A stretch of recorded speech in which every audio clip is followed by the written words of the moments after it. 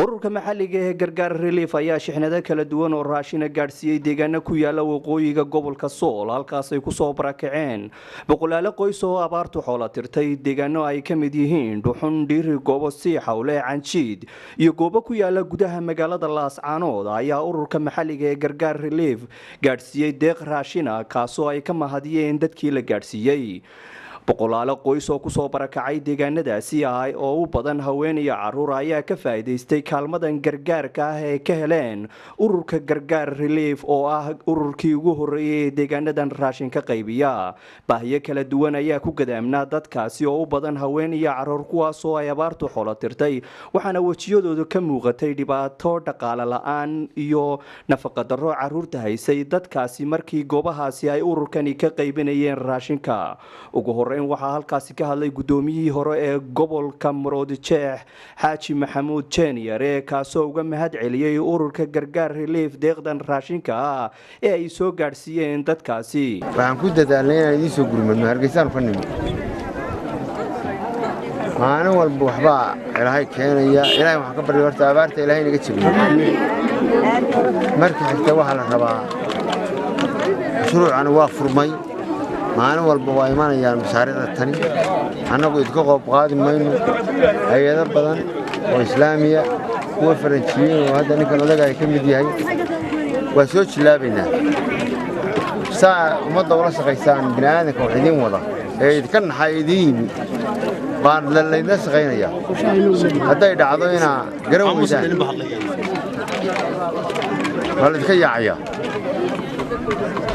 waana sida fiican loo soo dhaweyseen aad baan idinka mahad celinaa Xaaji Jeeniyare ayaa garwadeen ka ahaa qaybinta raashinkani sidoo kale mas'uuliyiinta gargaar relief ayaa sheegay inay tahay markii ugu horeysay deeq soo gaarsiiyaan gobolka Sool ayna keeni doonaan deeqo hor leh si loo gargaaro dadka ay abaaruhu halakeeyeen ee ku nool deegaano ka tirsan gobolka Sool kuwaas oo ku barakacay goobo badan oo ku yaala gobolkan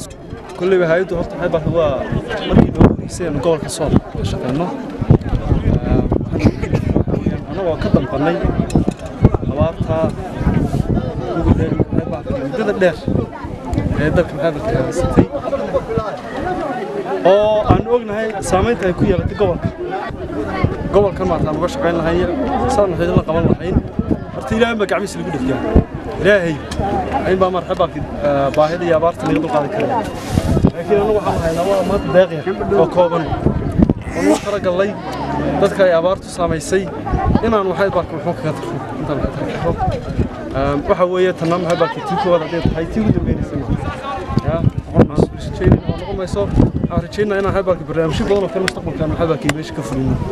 dibtada ay satana waan arkaynaa waan ii soo ducaynaynaa ilaahay waxay barko roobka hayna siiyo ilaahay nimcadiisa hayna siiyo aad baan waxay barko in sabaaban iyo kuma hadnaqayaa waxa weeyena Soomaalidu horta waxay barko waxay moodaan معلومات إنها مرتها لكن واحد واحد كل باب كانوا ولا شقينا هذه القضية هي على عدية هذه أتسوي ناس ولا شقي سنة نقول وحن بالله قاعدنا إن أنا محايد باكي ولا شقيتها مدة ومدة درس أنا كنا إن شاء الله هذا بني السلام عليكم ورحمة الله بحد كبعدي يعناها وحويان أنا قوي إحنا سوق قاري وما تكون يمشي حدي قد أبارات نلقوها لينا يو حدي قد كلنا نلقوها لينا يو يعناها وحوي ما سقسنا ومهردي سكران ميسي أنا قوي حوي يعني كنا مهضبا لينا قينا وحي كتب لينا مهضبا لينا قينا سلاد وحنا ممكن تبقى مهضبا يكون قينا يعناها وحوي وحي الدمبرة مهضبا يكون قينا لكن هنقوها لينا أنا قد أبارات مليين وحنا نوما كنتو من والبا هيركيسا يمشي دوري ولا مرة أنا قطعت نوغو هرس دي سيدي يعني waxa weeye wax kale aad ku dalaysay dinkaydi waa si wanaagsan deeqdan raashinka la soo gaarsiiyay gargaar iyo hay'adan la soo gaarsiiyay aad u mahadsan yihiin MCH-ka waa MCH-ka ugu shaqada badan gobolka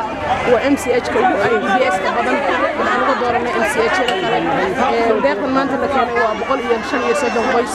ka faa'iideysanaya moderate-kiisa safiirkiiba deeqdan waxaan leenahay wixii soo bixiyay wax khayr qaba ilaahay idinku bedelo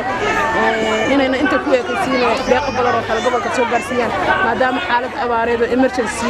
lagu jiro intaas aan hadalkay ku soo dhaway gudoomiyaha oo ka hawlgalay iyo madaxda hay'adda gargaarna aad baan ugu hambalyeynaa caawimada ay soo gaarsiiyaan dhammaan gobolka soo